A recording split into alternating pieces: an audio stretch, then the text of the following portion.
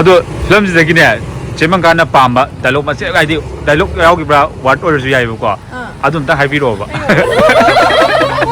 ꯃꯃꯥꯡꯗ ꯁꯪꯒꯣꯏ ꯑꯝꯇ ꯆꯤꯜꯂꯦ ꯄꯨꯔꯥ ꯃꯃꯥꯡ ꯁꯪꯒꯣꯏꯅꯤ ꯕꯨꯡꯒꯤ ꯒꯥꯏꯁꯅꯦ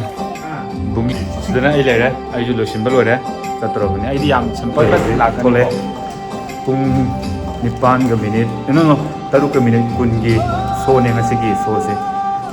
ꯐꯪꯗꯦ ꯍꯥꯏꯇꯥꯔꯦ ꯅꯍꯥꯟꯒꯤ ꯑꯩꯈꯣꯏꯅ ꯇꯤꯀꯦꯠꯁꯦ ꯉꯔꯥꯡ ꯀꯛꯄ ꯆꯠꯂꯨꯕꯅꯦ ꯉꯔꯥꯡ ꯌꯦꯡꯒꯦꯅ ꯑꯗꯣ ꯉꯔꯥꯡꯗꯣ ꯐꯪꯉꯛꯇ꯭ꯔꯦ ꯉꯁꯤꯒꯤ ꯁꯣ ꯑꯣꯏꯅ ꯇꯥꯔꯦ ꯑꯗꯣ ꯍꯣꯔꯦꯟ ꯌꯧꯔꯀꯥꯟꯗ ꯑꯃꯨꯛ ꯎꯠꯂꯛꯀꯦ ꯍꯥꯏꯇꯥꯔꯦ 12 ꯃꯥꯔꯆ 2026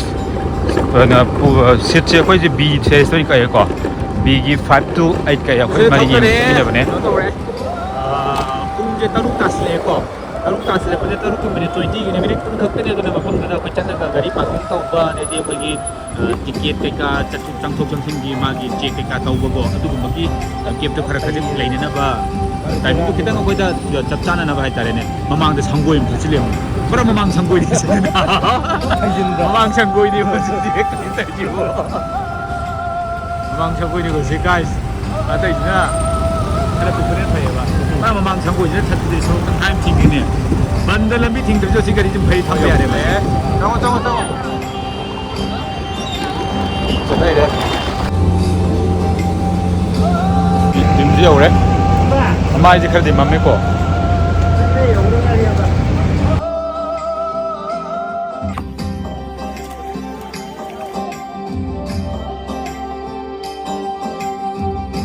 ꯊꯦꯡꯅꯔꯦ ꯇꯧꯔꯤꯁꯦ ꯁꯤꯗ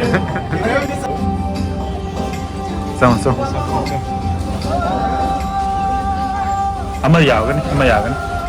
ꯂꯩꯔꯦ ꯂꯥꯏꯐꯁ꯭ꯇꯥꯏꯜ ꯗꯨꯕꯥꯏ ꯂꯥꯏꯐꯁ꯭ꯇꯥꯏꯜ ꯕꯨꯡ ꯌꯦꯡꯊꯗꯨ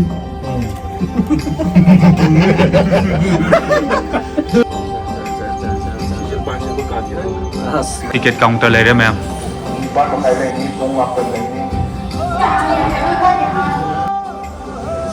ready guys Che Mangka film yengurbo yengdoiro photo copy film je yengingba pokpa haitare na ada kai wakalo na phauge do phauwa ada yengu so phangda bung yenge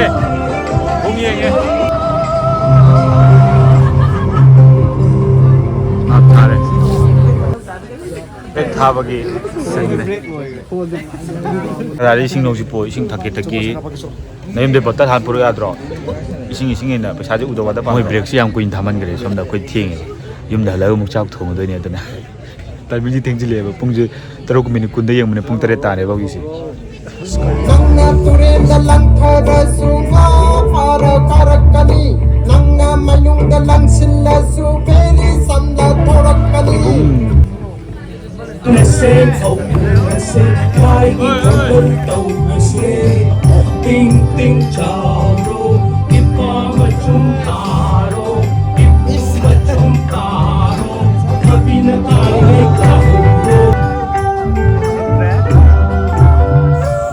film kemain tau kaya Film yang nuai, film nation re, bungna, bungi film degi dialogue hai ro bungi film di dialogue lah. dialogue hai beri acting hai beri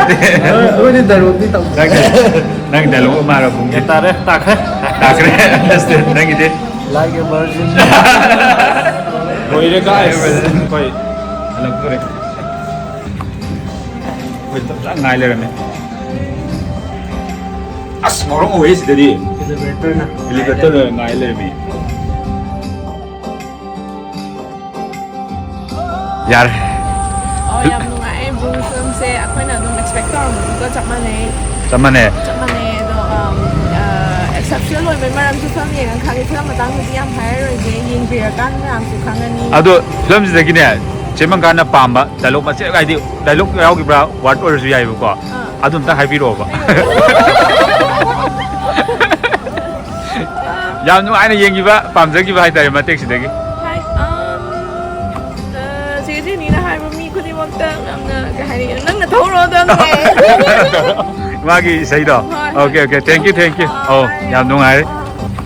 adu film je kamain tauge hadi mayam na nungai hai je isana direct changa ga yang kan na kamain tauge mayam na haibu dagi ena expectation do haitare ko kamain le rong ge do pe tham bio mayam na film se yeng ꯃꯥꯜꯂꯦꯅ ꯍꯥꯏꯕꯗꯤ ꯃꯌꯥꯝ ꯎꯔꯦꯕꯀꯣ Facebook ꯊꯥꯒꯠꯂꯛꯄ ꯑꯗꯣ ꯏꯁꯥꯅ ꯑꯣꯏꯅ ꯆꯠꯂꯒ ꯌꯥꯝ ꯌꯦꯡꯅꯤꯡꯕ ꯄꯣꯛꯑꯦꯕꯀꯣ ꯍꯥꯏꯗꯤ ꯐꯤꯂꯝꯁꯤ ꯌꯦꯡꯉꯀꯥꯟꯗ ꯑꯇꯩ ꯐꯤꯂꯝꯒꯁꯨ ꯈꯔ ꯈꯦꯠꯅꯕꯁꯦ ꯂꯩꯕ ꯃꯥꯜꯂꯦꯗꯤ ꯈꯪꯖꯔꯦꯕꯀꯣ ꯏꯁꯥꯅ ꯌꯦꯡꯉꯀꯥꯟꯗ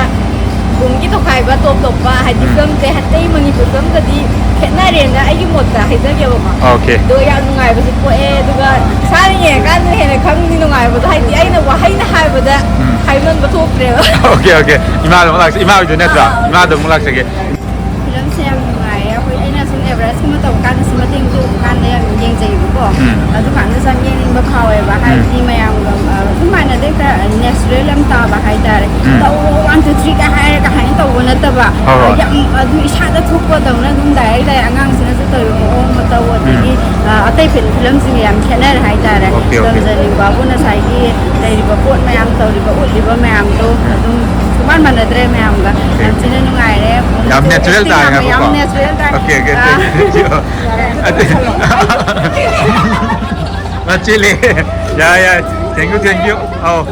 British Academy of Film and Television Arts BAFTA Award Fangraba Manipuri movie Boong ngasi yengjarure tawodabum ainam chilena mayam da hajaning riba bafam mana hari film se to kimatik yamna fazai manung riba koi wari khudimakti aina ngasi ki videos ti panjare roige akoi gi videos film se bu yamna khorana ngai riba chilena singda punamaki miyang ta biraga film se da fangliba mahau tumak lobi haibaji maji ai gi site gi hana phumsi mana thamjage duga lone na mokha ta na mayam da hajaning liba madi thamjang liba bafamna hari film se BAFTA award yamna phajana manipuri gi naming chet purakpa madi mai pakpa film amakakni lonena masida yamna chauba akoigi matam changna sel changna madi effort yamna changna kok mayam puthoktuna film asibu oina bo honaba yamna wana crew member mayam jina pullaga semjaba film asibu akoigi any phone isa gi pariba